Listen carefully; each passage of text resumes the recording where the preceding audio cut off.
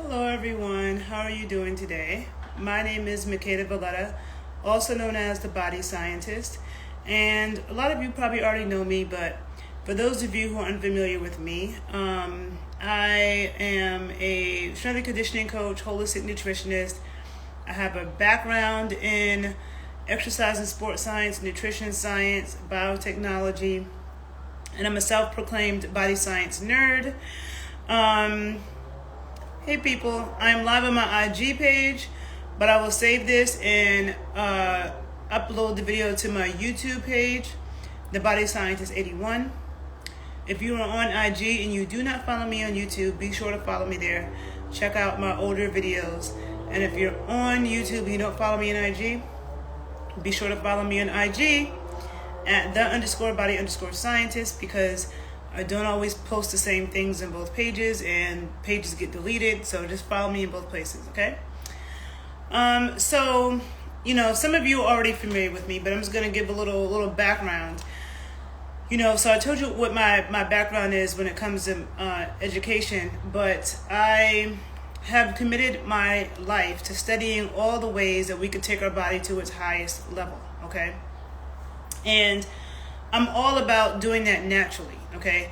I'm not about trying to solve one problem by causing another problem, right? And it's not even about me believing. I know that nature has given us everything that we need to be healthy and strong and perform at our best. Because what all pharmaceuticals come from herbs, most of them, okay? Most pharmaceuticals that, drugs that are taken, they isolate so-called active compounds from different herbs and they make it into a pharmaceutical. Because in order to make a drug, they have to patent it, okay? And you can't patent nature. So they change it, they modify it genetically, they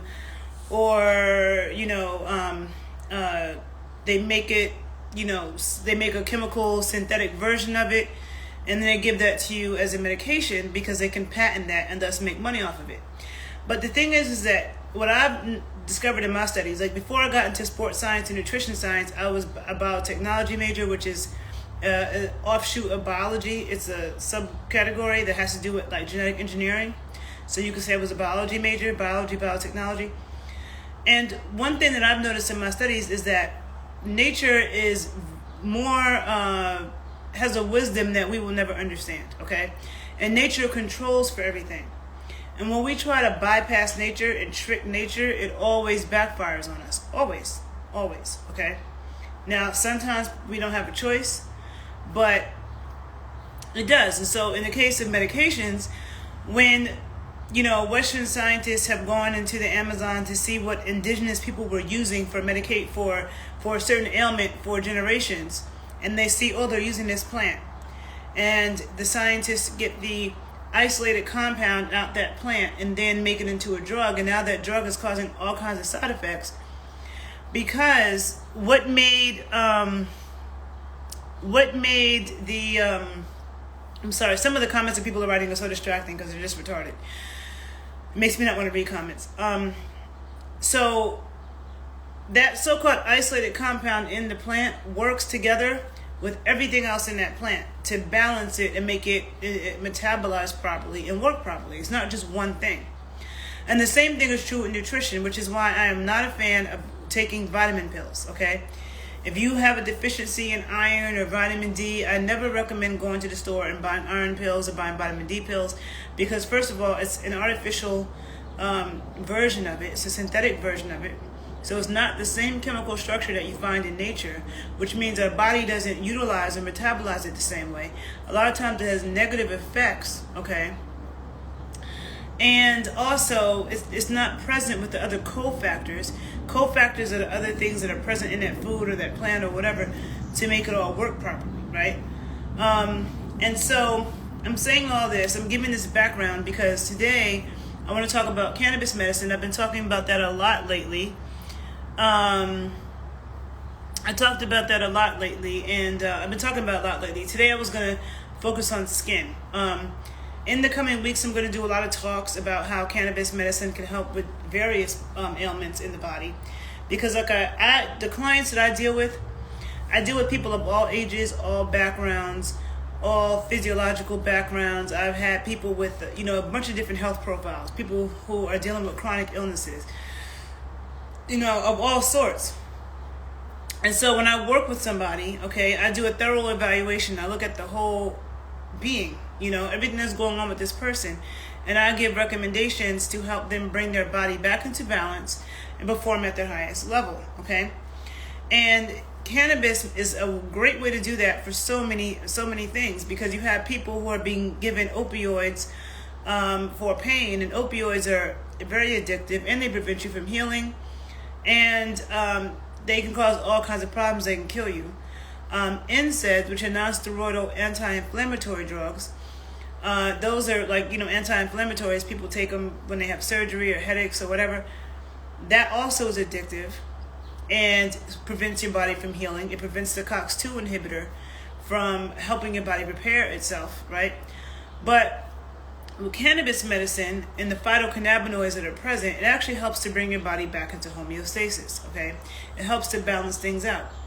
We have something called an endocannabinoid system, and I will do a video on that eventually, but you can also find tons of people talking about it on YouTube. But it's like we have receptors all over our body for cannabinoids, and our body produces its own cannabinoids, hence endocannabinoids. That means inside the body. So our body produces cannabinoids, and then you have phytocannabinoids, which come from cannabis, okay?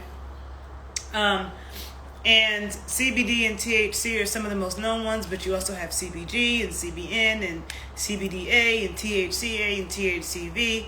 I'll do a video one day on those different compounds, or I may save that for my Patreon page, because I'm actually launching a Patreon page where I will post more videos on these topics, more than what I'm putting out on YouTube, because most people don't watch my YouTube videos anyway. I'm putting out free information that most people don't seem to care about. I don't get paid by YouTube or anything, and I'm always doing a lot of research, okay? Hence these books in my lap. And so I want to educate people who want the education, but, it's very time consuming, right? So when cannabinoids bind to these receptors, it helps the body, it helps certain things balance out. And a lot of chronic illnesses are known and recognized and acknowledged by the medical community to be a result of an endocannabinoid deficiency, right? And there's many studies that have demonstrated that. And I'll get more in depth in that in another video. I'm not going to get super in depth about that now. But this endocannabinoid system, we have receptors for cannabinoids all over our skin, all over our organs, our brain, our central nervous system, our sexual organs, our intestines, everywhere, right? So cannabis really affects these cannabinoids affect almost like anything all the systems in our body. And endocannabinoids, our body produces them when we have stress or certain things. They are produced from arachidonic acid, and arachidonic acid is an animal fat, okay? It's a fat that is found only in animals, okay? So, and I'm always, on my Instagram, I always post books. This is a good book if you're interested in learning, more about this topic. This book right here, Cannabis is Medicine, okay? This book is written by a medical doctor, Dr. Bonnie Goldstein, okay? This is a very thorough book if this is something that you're interested in, right? And it can help. Lately I've been dealing with a lot of older people who are on all kinds of medications. And, the medical industry preys on the elderly. You could just dump 10 medications on them. And a lot of times they're going to take it because they feel like, oh, I'm old. It's inevitable that I have these problems, and I have to listen to the doctor, and I have to take these medications. Now you're on 6, 7, 8, 9 medications. And I believe it probably ends your life sooner than it needs to, right? And a lot of those medications people don't need to be on. I'm going to do a video soon and a Clubhouse talk about cannabis and cancer, okay? The Clubhouse talk is going to be about vitamin D, cannabis, and cancer, okay? If you don't follow me in Clubhouse, be sure to follow me there as well. People who have cancer, not only are there so many anti-cancer properties of cannabis where it causes cancer cells to commit suicide, okay? and prevent the cancer cells from growing, and prevents the cancer cells from getting a blood supply. Okay, there's tons of documentation about this. But also, if somebody is going through chemo or radiation, there's a lot of ways that it can help a person, a cancer patient, not be on so many medications. Because a lot of times when somebody's going through chemo, then they're taking medications for the nausea, medications to go to sleep, medications for anxiety, and all these other things. And cannabis can really help, mitigate that, so you don't have to take all those medications. So this is a good book. And then this book is written by a PhD. Okay, the PhDs are real researchers, but both of these books are very good. And this book is called Your Cannabis CBD THC Ratio. Okay, and this is written by a PhD. And he's a medical journalist, okay? Because there's so much focus on CBD as well, but THC also has super healing properties, okay? And they do similar things, but some will argue that THC has more potent healing properties, but it kind of depends on what you're treating, okay? And there's a lot of things that need to be taken into account, especially if somebody's on a lot of medications, all right? And so, yes. So now I'm going to take out my notebook because I took my notes because there's all these super scientific things. So please forgive me as I keep looking down at my notes. I want to talk about cannabis in the skin right now, right? Cannabis in the skin and how it can help. But, for those of you who follow me, I love talking about the skin. I make skin moisturizers. I'm very much into taking care of my skin. Our skin is our largest organ, okay? Our skin is a part of our immune system. It's our first layer of defense against infectious organisms and what comes in and out of our body. So taking care of your skin is extremely important, okay? And when somebody has skin problems, like somebody has acne, they have eczema, they have psoriasis, or other, skin conditions, rashes and bumps and things going on, first of all, a lot of times it's multifactorial. But I will say that one of the first things I think about is that person has disrupted gut flora, something called intestinal dysbiosis. I've been talking about this for about 20 years. I have a YouTube video that I posted 10 years ago talking about intestinal dysbiosis, which is the imbalance of bacteria in the gut, okay, and the problems it can cause. And a lot of people have that problem unless they're making a conscious, concerted effort to eat fermented foods and get that good bacteria. Most people have an imbalance of gut bacteria, gut flora, because they're not eating their traditional foods, no longer eating fermented foods. Everything we eat now is pasteurized, homogenized, zapped with radiation, the soil is sterile, people take too many antibiotics, people are using hand sanitizer, all of that is completely disrupted gut flora, and that shows up in your skin. So when I see somebody with like a lot of things going on with their skin, I'm thinking their gut is not right? Gut health and skin health are linked, okay? And so is gut health and brain health. The same hormones that act on your gut act on your brain. So the body's interconnected, but leave it to the medical industry to make you go to a doctor for your brain, a doctor for your gut, a doctor for your skin. You're taking a medication for this, a medication for that, when you might have something going on with your skin, your gut, your mood, and it's all because of one thing, imbalance of gut bacteria. But you're being put on all these medications, right? It's not bringing you back into balance. It's not fixing the problem. It's blocking a bunch of things. And then what happens is that tumbles into something else, another major problem you have, because you didn't fix it. You didn't bring it back into balance. You didn't fix the problem. You just kept masking it, right? So basically, okay, cannabinoids act on cannabinoid receptors, which are CB1 and CB2 receptors, but they also act on many other receptors in the body and affect enzyme systems in the body. So there are, I'm reading my notes, so sorry. There are numerous endocannabinoid receptors, right? You have the CB2, CB1, TRPV1, TRPV2, TRPV4. But in the skin, the CB2, TRPV1, 2, and 4 have been found in our skin, okay? These cell receptors have been shown to they balance the skin cell growth and differentiation. So differentiation is when a cell, like sometimes you have a cell that's just a basic cell, and then that cell, in order to become a specialized cell, like a heart cell or, you know, a nipple cell, I don't know, right? There's certain instructions that tells that cell, okay, you are this kind of cell. Like if you think the skin on the nipples is not the same as the skin on the bottom of the feet, it's not the same as the skin on your tongue, it's not the same as the skin on your heart, right? These are cells become specialized. So these receptors play a role in cell growth and differentiation of skin cells, right? They also help to balance sebum. I never can say that word. You know, sebum, sebum, I can never pronounce that word, but it's like the production of oil. So it also modulates that. Those, you know, the balancing oil production in our skin. And these cells help to induce localized, you know, anti-inflammatory effects on the skin. And all of those play a role in acne, okay? All of those, okay? Localized inflammation, skin cells, you know, the differentiation, how much the cells are growing, you know, all of that plays a role in acne and various skin conditions. Then we have endogenous cannabinoids, which are cannabinoids that our body makes its own. And anandamide is one of the main ones that you hear people talk about a lot. Anandamide and 2-AG are both produced in human sebaceous glands, okay? So that means they are produced, these endocannabinoids, the cannabinoids that we produce, this produced in the sebaceous glands. Those are the glands in our skin that produce oil, okay? And they have demonstrated the ability to modulate their growth via the CB2 signaling.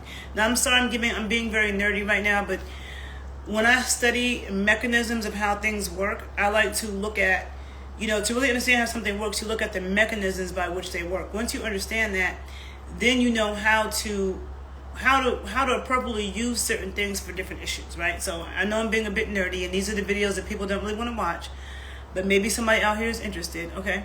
Because at the end of this, you will understand that if you have chronic skin issues, that cannabis medicine can help, okay? Especially topically.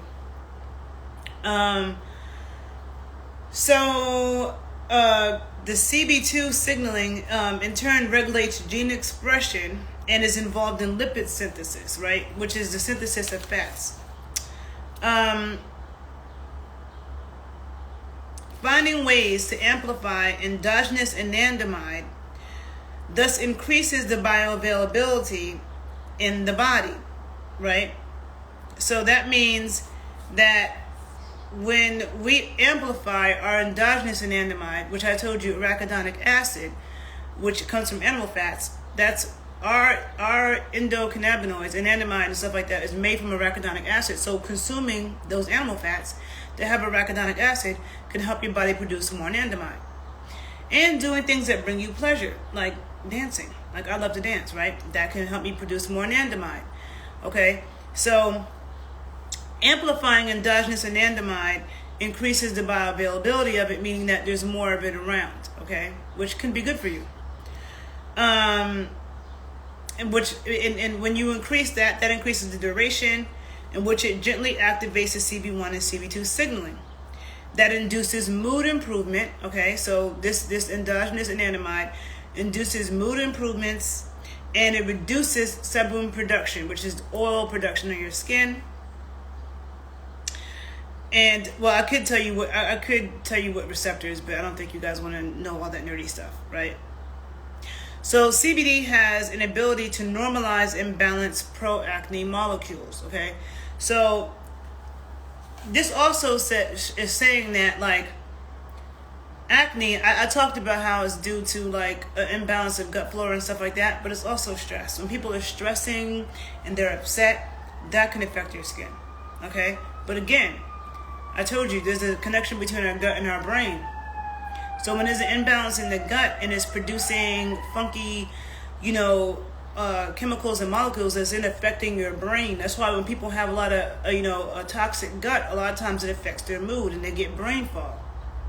So that's telling you that having these lower stress levels, doing things that make you happy and doing things that increases endogenous anandamide, like even eating animal fats, is going to then help decrease, keep you stress free, keep your stress levels down. And there's plenty of research shows that people who eat low cholesterol diets and low saturated fat, they have a lot more stress. It's a lot more difficult for them to deal with stress, okay? And so this has also been pointed out. There are tons of studies that show that people who have very low cholesterol, people who are in very low cholesterol diets, people who are eating very little animal fats, which is the long chain saturated fats, they have more issues with depression, okay? And also our hormones are made from cholesterol. Our sex hormones and our stress hormones are made from cholesterol. So eating a low cholesterol, low animal fat diet can cause brain issues and depression. But also knowing that anandamide, which is our endogenous endocannabinoid that our body produces, is also made from an arachidonic acid backbone. We find arachidonic acid in animal fats, in tallow, in egg yolks and stuff like that, right? So you see how it's all interconnected, all right? And also, the TNF alpha, which is a tumor necrosis factor alpha, it's a pro-inflammatory cytokine, is involved in acne pathogenesis, okay? So a lot of you have heard of cytokines, especially with the C19 stuff. A lot of you have never heard of cytokines before, and the cytokine storm and stuff like that. But cytokines are very pro-inflammatory, right? So CBD helps to modulate that, and just in the whole entire system, our whole entire system, it has these anti-inflammatory actions by modulating the cytokine production, right? Yeah. CBD prevents the increase of TNF alpha, okay? Which I said, the TNF alpha is a pro-inflammatory cytokine. So CBD prevents the increase of it, okay?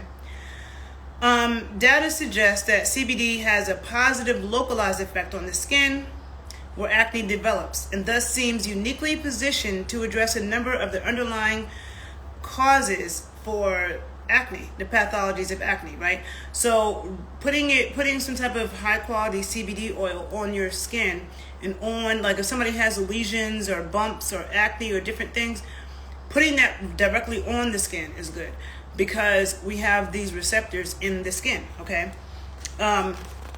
Actually, I don't know if I wrote it down. Hold on. I was going to tell you I don't know if I wrote this down, but hold on. Ooh. It might be in my book. Hold on a second. Darn it. I thought I wrote everything down. Well, I'll come back to it. I was going to tell you all the different skin cells that have these receptors and what receptors. But just know that in many layers of our skin, we have cannabinoid receptors, okay? So applying it topically can help for that reason. Also did a video about cannabis and gut health. And again, gut health, like I explained in the beginning, is completely linked to your skin health. So ingesting it orally can also help, because what helps your gut helps your skin. But applying it topically is will definitely be helpful. And when you're doing things holistically, you have to attack it from a few different angles. It's not like if you eat a bad diet, if you have intestinal dysbiosis, which is an imbalance of gut bacteria, if you're always eating sugar, if you're always eating these very pro-inflammatory seed oils like canola oil, soybean oil, corn oil, safflower oil, sunflower oil, if you're eating oils like that and you have an imbalance of bacteria, always eating sugar, you can use cannabis on your skin all you want. It probably will help you, but you also need to deal with the things that you're consuming that's causing this imbalance internally and causing a lot of inflammation, right? So you have this multi-layered, right?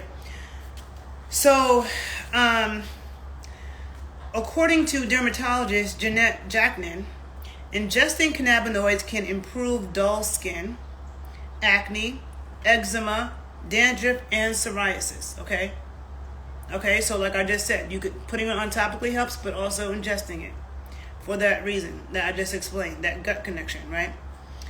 Both CB1 and CB2 receptors are found throughout human skin tissue.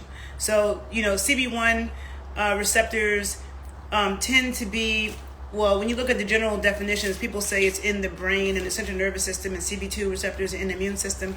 But it's more complex than that. Like in this book, it says that this book, it says that the CB1 receptors are located in areas of the brain related to pain sensation. Okay, the areas of the brain, and also the spinal cord, and which is why so many people, cannabis helps so much with people who are dealing with pain, especially nerve pain. Okay.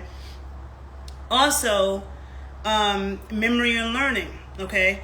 And it's funny because people always act like people who smoke weed are like airheads and they don't know anything. And it's so funny because I grew up my dad smoked weed all my life, right?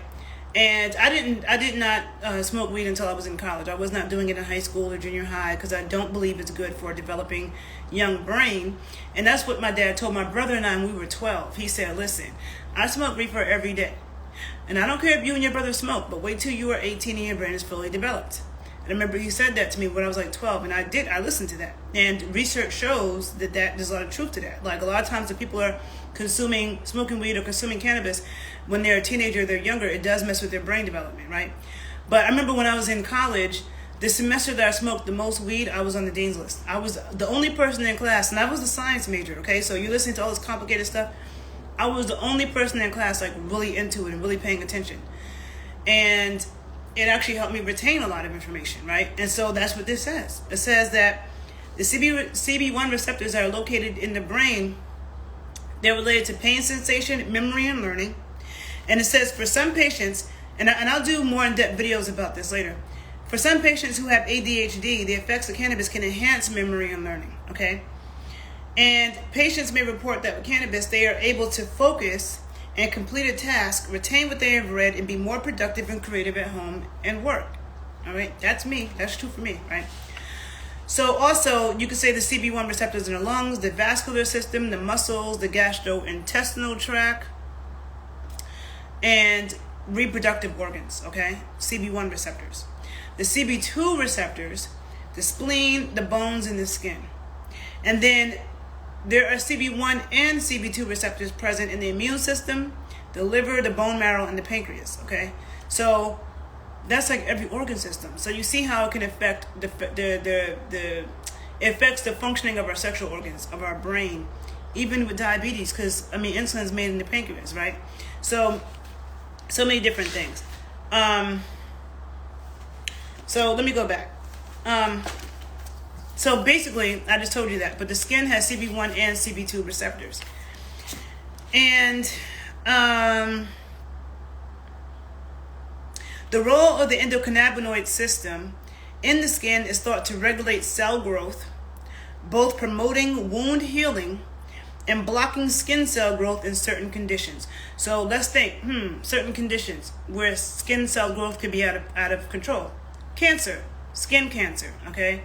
Cancer is cells growing out of control. Okay, and if somebody has tumors on their skin or stuff like that,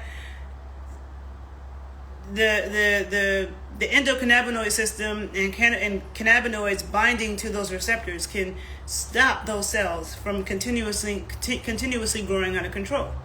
Okay, so there we find that there are many applications where cannabis can be used for people who are suffering from various sorts of cancer. And again, this is like a 10-hour lecture to talk about how it helps all these different things, right? It is also responsible for controlling the immune function of the skin, regulating what is called cutaneous homeostasis, okay? And again, I told you our skin is a part of our immune system. It is a huge part of our immune system, all right? And cutaneous homeostasis. Our body, for those of you who don't have a background in biology and don't understand what homeostasis is just our body's constant desire to want to have this balance, which is called homeostasis. It's a balance, okay, a natural balance that is truly balanced, okay. So in one study, topical THC applied to allergic contact dermatitis in mice decreased allergic swelling as well as inflammatory cells and compounds found in the skin. So contact dermatitis is when people have like an allergic reaction from something like fake jewelry, bad fabrics, dyes, or something like that then causes them to have allergic reaction in their skin. I'm sorry about that loud siren. It always happens when I'm doing a video, otherwise it's quiet. In mice with chemically induced atopic dermatitis, a topical application of CB1 receptor activators reduce inflammatory compounds in the skin, including histamine. Okay, now this study was done on mice, not people, but okay, histamine is something that is produced from allergic inflammatory reactions, right? So animal studies documented that cannabinoids are effective at reducing pruritus, which is another kind of skin swelling and aggravation, okay? There is some evidence that psoriasis may be due to endocannabinoid system dysfunction with multiple abnormalities of endocannabinoid system components, okay? And when I do a video about the endocannabinoid system, I'll go more into depth, but there are a lot of health problems that people have that are actually linked to endocannabinoid deficiencies. And again, that is, we produce our own cannabinoids to create balance in our body. Some people have actual deficiencies because of genetics, okay? And also because of diet. Because let me tell you something. Diet affects your genes, okay? Trust and believe that your genes are turned on and off by nutrients and by toxins, okay? There are certain things called mutagens, which are chemicals that can mutate your genes and code for cancer. So even when people say, like, you know, cancer is genetic, that doesn't mean cancer is a genetic disease, but that doesn't mean that you got it from your family. You can get a genetic disease from being exposed to mutagens, carcinogens that mutate your DNA to then code for cancer. So certain things turn on your genes, turn off your genes, mutate your genes. We have a genotype and a phenotype. The genotype is the genetics that you were given from your two parents. Like what just the potential, okay? But what actually becomes expressed is the phenotype. So your genotype could say you could be 6'5", but you were malnourished as a kid, so you're only 5'6". Okay, so your phenotype, you had the potential to be 6'5", but you're only 5'6" because you didn't have the right nutrients when you were growing. So your genes didn't fully express itself, right? So that's what a genotype and a phenotype is. Just because something's in your DNA doesn't mean that, you know, it'll actually be expressed. All right. So this endocannabinoid dysfunction that people will say a lot of times is genetic, understand that also has to do with diet. So if somebody's on a low cholesterol diet, low animal fat diet, you could end up with a endocannabinoid deficiency because where the endocannabinoids our body makes, how do they make them? From arachidonic acid. Everything, when you learn about different things in our body, different things our body might make, it comes from something. And that is a study of nutrition. That's why I feel like nutrition is if you really want to understand the biochemistry of the body and health and how to really maintain optimal health, you have got to understand nutritional biochemistry. And most people don't. I mean, even other healthcare practitioners, nurses and everything like that, they don't understand that. So that is why they are always going to be quick to go to a drug. And I'm quick to go to food and natural sources that provide the body with what it needs to do what it does, okay? And even when the body needs assistance, like you have an infection, okay, so let's give it some echinacea. Let's give it some green tea, you know? Let's give it some other herbs that will help, will help support the body's systems. You got to think about it like it's a war, right? You want to think about your immune system. And that's even preventing cancer. All of that has to do with your immune system. First, you want your immune system to be full of strong, capable individuals, soldiers, right? But then the soldiers need armor. They need protective gear.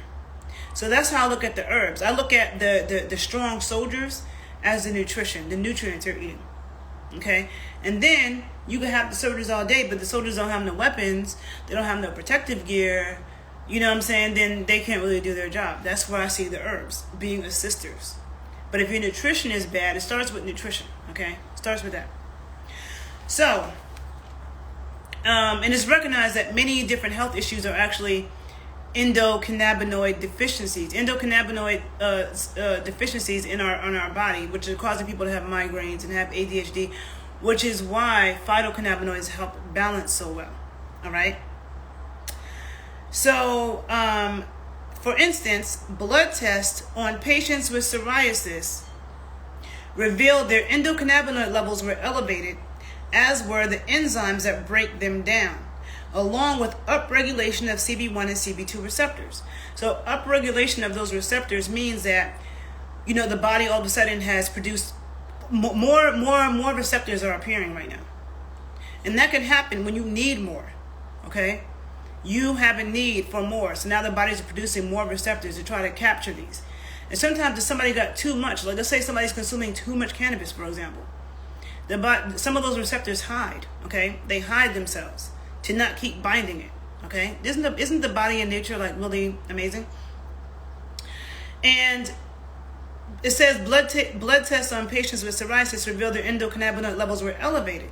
So that means that they're not binding, okay? They have elevated endocannabinoids, but they're not binding to anything, okay? That's an endocannabinoid dysregulated, deficiency issue malfunction, okay?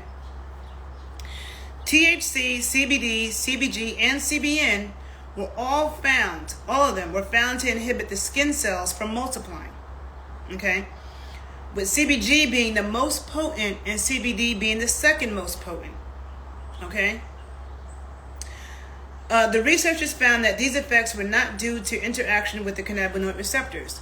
Okay, so it's a whole nother reason. So CBG and CBG and CBD are preventing the cells from growing, which again, cancer, but it's not because they interacted with the cannabinoid receptors. So that means that they're doing way more than interacting with cannabinoid receptors, okay? Research has shown that CB1 and CB2 receptors are not only found in healthy skin cells, but also in all skin cancer cells, including melanoma.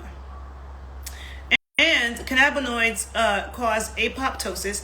Apoptosis is when a cell commits suicide, okay? So cannabinoids cause apoptosis, inhibited tumor growth, okay? Inhibited angiogenesis, and that is when that's the tumor's blood supply. Angiogenesis is when the tumor is developing it has to have a blood supply to stay alive, right? So cannabinoids prevent they inhibits angiogenesis, inhibits tumor growth, causes the cancer cells to kill themselves, apoptosis. It also decreases epidermal growth factor receptor, which is EGFR, a chemical that encourages cancer to grow. Okay? So, I think I have given you enough nerdy science to tell you that if you have if you have a lot of problems, cannabis can help. Okay? And like I said, I've been working with a lot of people lately, especially elderly. Okay? And I take what I do very seriously, right? So I never, ever want to recommend something to somebody that's going to cause them harm. As a nutritionist, I've been a nutritionist for like almost 20 years now. I've been a nutritionist, a strength and conditioning coach for almost 20 years now. Graduated college in 2003, okay? All these years, I have been researching thoroughly because I wanted to help people and I didn't want to give them the wrong advice.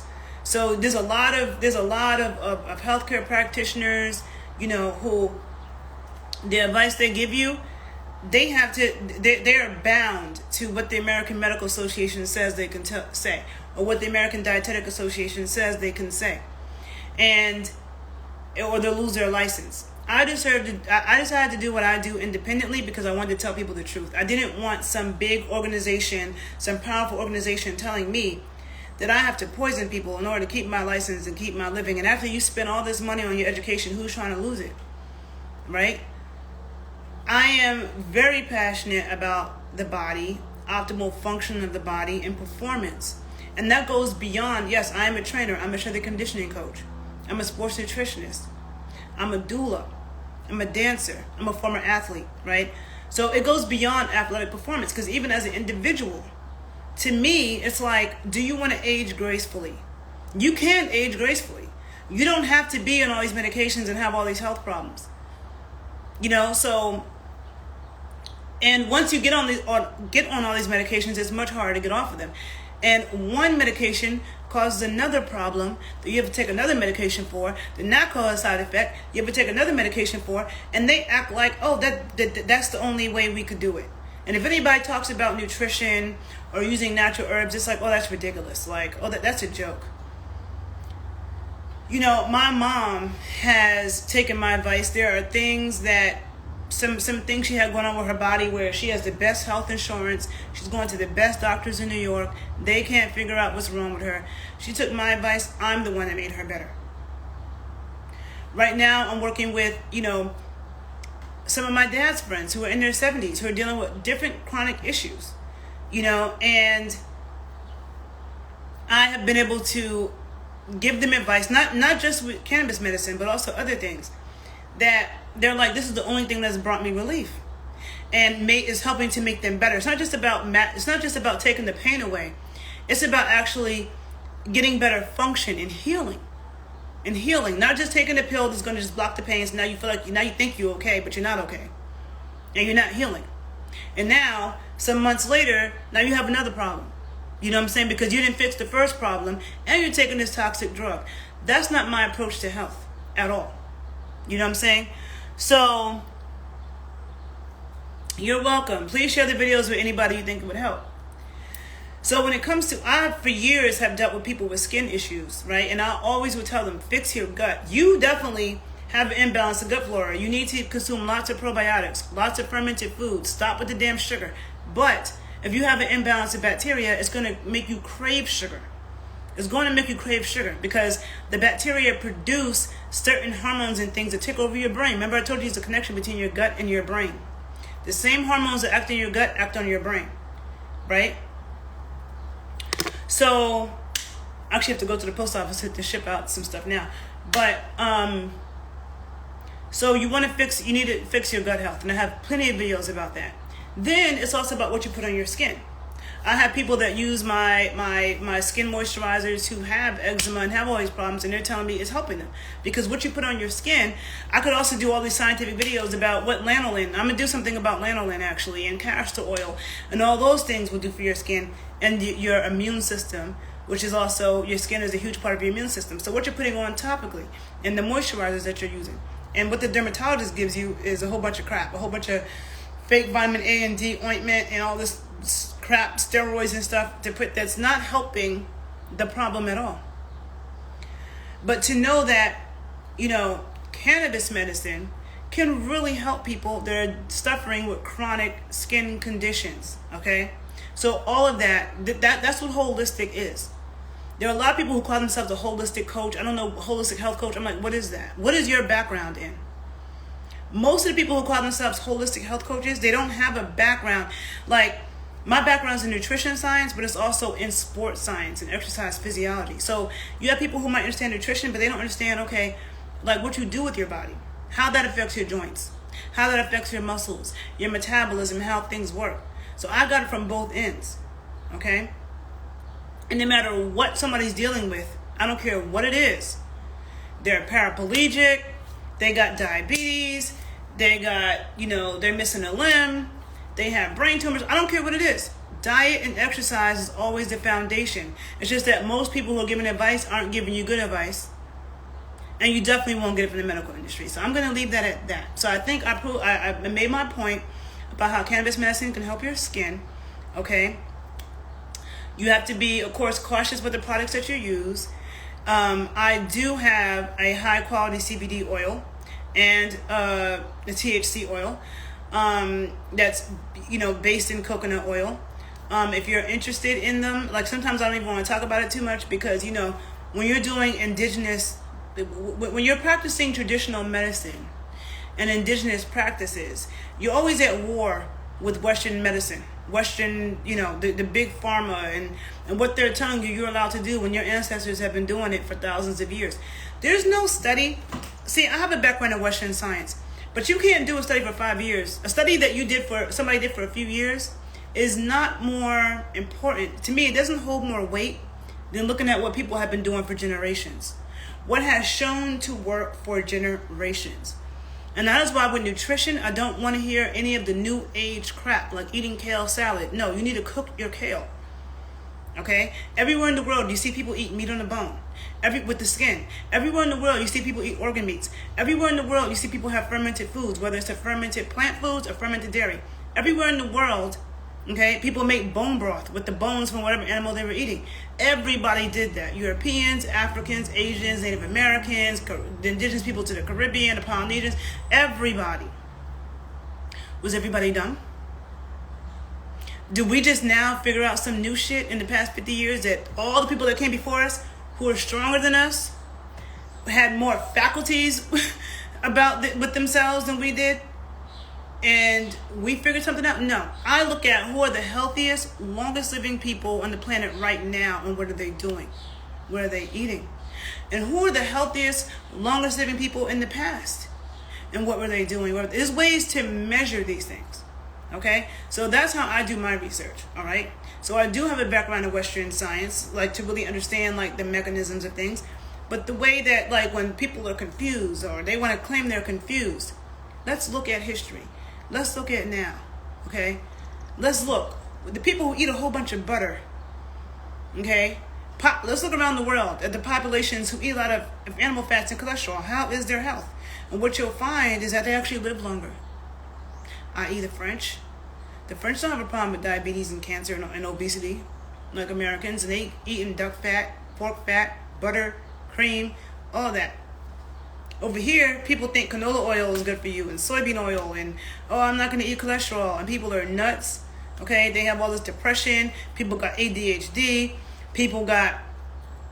Everything's an epidemic. Everything's an epidemic, okay? So I'm just going to leave it at that. If you... I'm always, open to do evaluations of people. I'm working on getting my site up. I'm a nerd. I'm always reading books. Like, the whole technology thing is not my thing, but I have people who are working on getting my site together and getting my online courses together. So I'll have more of that soon, so stay tuned, okay? I just have a lot going on, but I'm trying to do it, and in the meantime, putting out information that can help you guys. But if you're interested in consultations, email me. I'll put my email address below. If you want to know more about cannabis oil and using it for your ailments, contact me, and I got you. And I hope you guys have a good day. Talk to you later. Bye.